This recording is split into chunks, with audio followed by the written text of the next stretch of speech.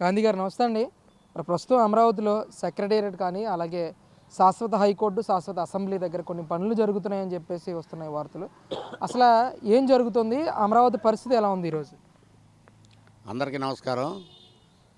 ఈ దుర్మార్గుడు వచ్చిన తర్వాత 2019లో రాజధాని పనులన్నీ నిలిపేశాడు. అంత ముంగల చేసిన పనులు మొత్తం శిథిలావస్థలో చేరిపోయినాయి. మరి ఇవాళ నీళ్ళు అవన్నీ లాగాలంటే మరి జంగిల్ క్లియరెన్స్కి ఒక 7-8 కోట్లు అయినాయి. మరి 30 కోట్లు అయినాయి. మరి ఇలా నీళ్లు లాగటానికి మరి ఆ ఇంజన్లు మా ట్రాక్టర్లు ఇవన్నీ మొత్తం కలిపి ఏదన్నా కానీ 100 కోట్లు లాస్ వచ్చింది. ఈ యదవ మూలాన, ఈ యదవ ముఖ్యమంత్రి మూలాన ఈ రాష్ట్రానికి 100 కోట్లు లాస్ వచ్చింది. మళ్ళీ ఈరోజు మళ్ళీ కాంట్రాక్టర్లు ఏమంటున్నారు, మాకు అన్నీ పెరిగినాయి కాబట్టి మాకు కూడా పెంచాలి అని కాంట్రాక్టర్లు అడుగుతున్నారు. మరి ఎన్నని ఒత్తుతాడు చంద్రబాబు నాయుడు గారు? ఏమని చేస్తాడు? సంక్షేమం, అభివృద్ధి, రకరకాలుగా మరి ఇంత ముంగల మాకు ఇవ్వాల్సిన కౌళ్ళు, రైతులకు ఇవ్వాల్సిన కౌళ్ళు ఇవన్నీ ఒత్తుకుంటా వస్తుంటే ఇవాళ కూడా దరి డొంక దొరకలేదు. ఇంకా ఏమేమైనా విమర్శిస్తున్నారు? మేము పెట్టిన పథకాలు ఒక పథకం కూడా సరిగ్గా ఇవ్వట్లేదు. సూపర్ 6 అన్నాడు, సూపర్ 7 అన్నాడని ఆ పనికి బానిలోడు సాక్షి వాడు ఈశ్వరగాడు తెగ మాట్లాడుతున్నాడు టీవీలో. మరి ఎందుకు మాట్లాడతారు వీళ్ళందరూ? ఏమన్నా చదువురాని నాబోటి దద్దమ్మల వీళ్ళు? దద్దమ్మలు కాదుగా, ఒక మాదిరిగా చదువుకున్న వాళ్ళేగా. మరి దేనికి మాట్లాడతారు ఇట్టా? ఇవాళ మరి 1,00,000 కోట్లు రాజధానిలోనే పెడుతున్నాడు, అప్పులు తీసుకొచ్చి పెడతారా అన్నాడు. ఎక్కడ తెచ్చాడు అప్పు? ఒక అప్పన్న చూపించండి మీరు. చంద్రబాబు నాయుడు ఈ 6 నెలల్లో తీసుకొచ్చిన అప్పు ఏందో, ఎక్కడి నుంచి తెచ్చారో ఒక అప్పు చూపించండి మీరు. లేదు కదా. ఆయన తిప్పలు ఆయన పడుతున్నాడు రాష్ట్ర బాగు కోసం, ఈ రాష్ట్ర అభివృద్ధి కోసం. మరి సంక్షేమ కార్యక్రమాలు ఏం ఆపట్లా, మొత్తం ఇస్తానే ఉన్నాడు. ఇంకా 6 అంటారు, 7 అంటారు, ఎగతాలుగా మాట్లాడతారు. ఈ ఎగతాలుగా మాట్లాడే దద్దమ్మలు మొత్తం వీళ్ళు అసలు కడుపుకి అన్నం తింటున్నారా, గడ్డి ఏమైనా తింటున్నారా? ఇవాళైనా సరే రాజధాని పండగ వెళ్ళిన దగ్గర నుంచి పరుగులు పెట్టిస్తాడు కూడా ఆయన చంద్రబాబు. ఎందుకంటే ఆయన ఈయనగల్లా ఆయన లెక్క ప్రకారమే వెళ్తాడు, కానీ అడ్డగోలుగా వెళ్ళడు. అంతవరకు మాకు నమ్మకం ఉంది. గ్యారెంటీగా మా కౌళ్ళకు కూడా, మేము అందుకనే కౌళ్ళకు కూడా తొందరపడతలేదు. అయినా మన బడ్జెట్లో మాకు కూడా 400 కోట్లు కౌళ్ళు తీశాడు, బడ్జెట్లో పెట్టాడు.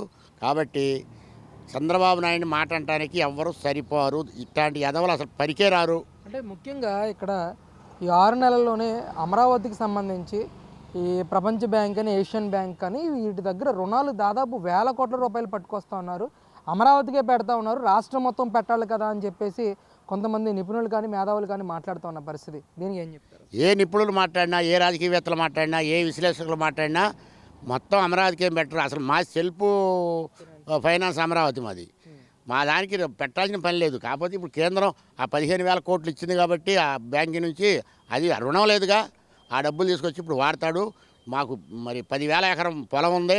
డెవలప్ అయిన తర్వాత దాన్ని అమ్ముతాడో మరి దాన్ని ఏమైనా చేస్తాడో అది ఆ పాలక వర్గం వాళ్ళే నిర్ణయించుకోవాలి. కానీ మా పైన మాకు రాజధానికి మాత్రం, రాష్ట్ర రాజధానికి మాత్రం ₹1 ఎవరు ఇవ్వాల్సిన పని లేదు, ఎవరు పెట్టాల్సిన పని లేదు. మాకు ఇంకా దాతలు ముందరకు వస్తున్నారు.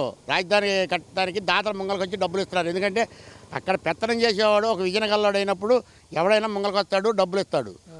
ఏది మా పేర్లు వేయండి అని. అట్లానే ఇప్పుడు రాజధానికి చాలామంది డబ్బులు ఇస్తున్నారు. ఇవాళ తంతువులు ఉన్నారు, పింఛన్ తీసుకునే వాళ్ళ ఎంతో కొంత ఇస్తున్నారు. రాజధాని కట్టుబడికి ఎంతో కొంత ఇస్తున్నారు. అంతేగాని వీళ్ళన్నీ అప్పులు చేశాడు, ఇలా పాడి బిగించాడు. వీళ్ళు చేసిన అప్పులు 11 లక్షల కోట్లు అప్పు చేశారు వీళ్ళు. ఒక్కదాని శ్వేతపత్రం లేదు. ఆయన ప్రతిదీ ప్రజలకు తెలియజెబుతున్నాడు. ఇవాళ పొద్దుపాటు చెప్తే సాయంత్రానికి తెలియజెబుతున్నాడు. కేంద్రానికి వెళ్తే ఏం జరిగింది చెబుతున్నాడు. వచ్చి విలేకరుల సమావేశం పెడుతున్నాడు. అక్కడ ఎంత తెచ్చాను, ఇక్కడ వీళ్ళు ఎంత ఇచ్చారు, వీళ్ళు ఎంత ఇచ్చారు, ఏషియన్ బ్యాంక్ ఎంత ఇచ్చింది, వరల్డ్ బ్యాంక్ ఎంత ఇచ్చింది, కేంద్ర గవర్నమెంట్ ఎంత ఇచ్చింది చెబుతున్నాడు. ఈయన ఒక్కసారైనా ఆ దద్దమ్మ వాళ్ళు ప్రెస్ మీట్ పెట్టి ఒక్కటైనా విశ్లేషణ చేశారా ఏమన్నా? అసలు ప్రెస్ మీట్ అంటే ఏందో తెలుసా జగన్ గారికి? వాడేదో మాట్లాడుతున్నాడు, సూపర్ 6, సూపర్ 7, సూపర్ 8, నీకు 1,500, నీకు 1,500 అని. ఏ 1,500 అన్ని పనులు నెరవేరుస్తాడు. ఇంకా 6 నెలలు టైం ఉంది. ఈ 6 నెలలు కూడా మీరు ఎద్దేవగా మాట్లాడకుండా కొద్దిగా కాలక్రమేణా జాగ్రత్తగా మాట్లాడుతూ నేర్చుకుంటారు దద్దమల్లారా ఇయ్యాటికైనా. అంటే గాంధీ గారు 2014 నుంచి 19 వరకు అమరావతి ఏర్పాటు చేసిన తర్వాత ఎలాంటి కట్టడాలు ఇక్కడ నిర్మించారు? 2019 నుంచి 2024 మధ్య వాటి ఎంత మేర ముందుకు తీసుకెళ్లారు? ఈ 6 నెలల్లో వాటి పరిస్థితి ఎలా ఉంది? ఇప్పుడు ఏ విధంగా ముందుకెళ్తాం? 2014లో కూడా ఇక్కడ కట్టడాలు మొదలు పెట్టాల. 2015 లాస్ట్లో కట్టడాలు మొదలుపెట్టారు. ఎమ్మెల్యే క్వార్టర్స్ కట్టారు, ఎమ్మెల్సీ క్వార్టర్స్ కట్టారు. మరి కొంతమంది ఉద్యోగస్తులు ఎన్జిఓసి కట్టారు. మరి ఇట్ కాలేజీ ఒకటి పూర్తయింది, SRM కాలేజీ ఒకటి నడుస్తుంది. అప్పుడు పనులైనవి కానీ పొందొంది తర్వాత ఈ దద్దమ్మలో రాయి మీద రాయి పెట్టలేదు, ఎక్కడ తట్టబెట్టి పొయ్యక పోంగా వీళ్ళు రోడ్లన్నీ దోముకొని అనాకేతనానికి అమ్ముకున్నారు. వీళ్ళు ఈ వైసీపీ వాళ్ళు రోడ్లన్నీ తోమేసి అనాకర్తనానికి అమ్ముకొని సొమ్ము చేసుకున్నారే తప్ప ఇక్కడ ఒక్క ఇటుక రాయి మీద రాయి పెట్టలేదు, ఎక్కడ తట్ట మట్టిపోయలేదు. వీళ్ళు ఏదో సన్నాసి మాటలు మాట్లాడతారు ఒట్టి ఎదవల్లాగా. ఇలా ఇదే పేరు నానిగాడు మొన్నటిదాకా మాట్లాడాడు. ఏం మాట్లాడాడు? ఇలా ఏమైంది వాడు బతుకేమైందంట. ఇప్పుడు ఎవరో ఆడాలి అంటే మన ఆడవాళ్ళకి తగిలిద్ది అది నిజంగానే. మరి వాళ్ళు ఇలా అన్నారు కాబట్టి ఇలా ఆమె కూడా మరి పోలీస్ స్టేషన్కి వెళ్ళిందామా? ఒక ఆడవాళ్ళంటే మనం ఏందని ఆలోచించుకోవాలి. మరి పేరు నాయుడు గారు బతికేంది ఇలా పెళ్ళాన్ని స్టేషన్ పంపించాడు. వాస్తవైతే చంద్రబాబు నాయుడు గారు ఎంత ఉదార స్వభావంతో ప్రవర్తిస్తున్నాడో తెలుసా?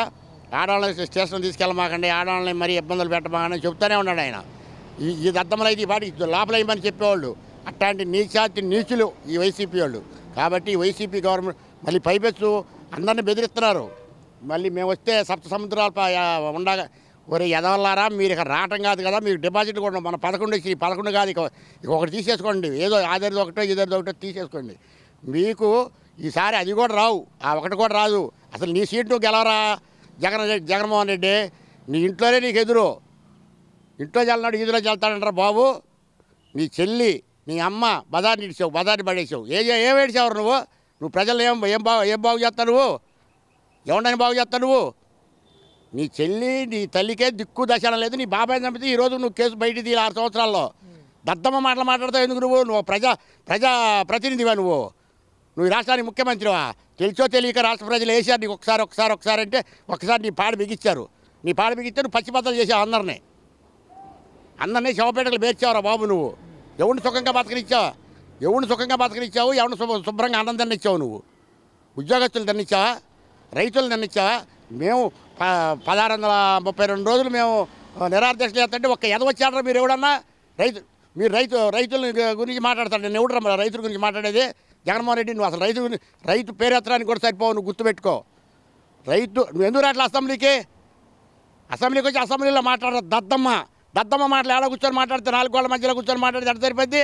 రా అసెంబ్లీకి రా, నీ నియోజకవర్గం గురించి పోరాడు. నీకు ఓట్లేసి ప్రజలు ఉన్నారుగా. 40% ఉంది నాకు, 50% ఉంది నాకు, 100% ఉంటుందా నీకు ఎంత ఉంటే నీకు ఉపయోగం ఏంది? కొద్దివాడు కోటలో ఉంటే ఉంది, పేటలో ఉంటే ఉంది. నీ పరిస్థితి అలాది. ఇకనైనా బుద్ధి తెలుసుకో. నీకు తెలియకపోతే ఉన్నారా సలహాదారుని పెట్టుకొని మంచి సలహాదారుని పెట్టుకో అడుగు. అంతేకాదు సజ్జలగాడి బతికేంది? అసలు మీలో ఎవడో కేసులు లేకుండా ఉన్నాడు. మీ ప్రజాప్రతినిధుల్లో నీ వైసీపీ పార్టీలో ప్రజాప్రతినిధుల్లో కేసులు లేని ఎదవేవడో చెప్పండి. మీరు అక్రమంగా మా మీద కేసులు పెట్టా మేము ఎదుర్కొన్నాం. ఏళ్ళకైనా ఇప్పుడైనా ఎదుర్కొంటాం. నీ వల్లేం కాదు ఇక. నువ్వు ఊరికి అన్నం తింటానికి పనికొస్తావు. మరి ఇప్పుడు జమిలీ ఎన్నికలు వస్తే కూటమి ప్రభుత్వం మొత్తాన్ని కూడా సింగిల్ డిజిట్కే మనం పడగొట్టాలి అని చెప్పేసి ఆయన మాట్లాడుతున్నారు జగన్మోహన్ రెడ్డి. అసలు వాడికి ఇప్పుడు 11 వచ్చినాయి. 11లో ఒకటి తీసేయమన్నాక అటో ఇటో ఒక అంకె తీసేయాలి. తీసేస్తే ఇంకోటికి ఏం పాట ఉంటుందా? గెలిస్తే వాడి సీటు ఏమైనా గెలవాలా? దౌర్జన్యం అది కూడా. లేకపోతే వాడు గెలవటం అస్సలు భూస్థాపితం అయిపోయింది. లేదో పారిశ్రామికవేత్తలు దడుతున్నారు. అయ్యా పారిశ్రామికవేత్తలారా, మీరు ఎవ్వరూ దడవద్దు. ఆంధ్ర రాష్ట్రం ఒక అన్నం పెట్టే రాష్ట్రం. మిమ్మల్ని ఎవ్వరు బెదిరీరు, ఏమీ లేదు. ఆ దద్దమ్మ రాడు. మీరు నిజాయితీ గుర్తుపెట్టుకోండి. చంద్రబాబు నాయుడిని మీ బేరీ చేసుకొని తర్వాత లోకేష్ని బేరీ చేసుకొని రండి మీరు. అంతేగాని వాడు జగన్ గారు వస్తాడు అసలు ఎవరు రాడు. ఆంధ్ర రాష్ట్రంలో పరిశ్రమలు పెడితే ఎవరైనా సుఖ సంతోషాలతో బతుకుతారు. జై అమరావతి, జై అమరావతి.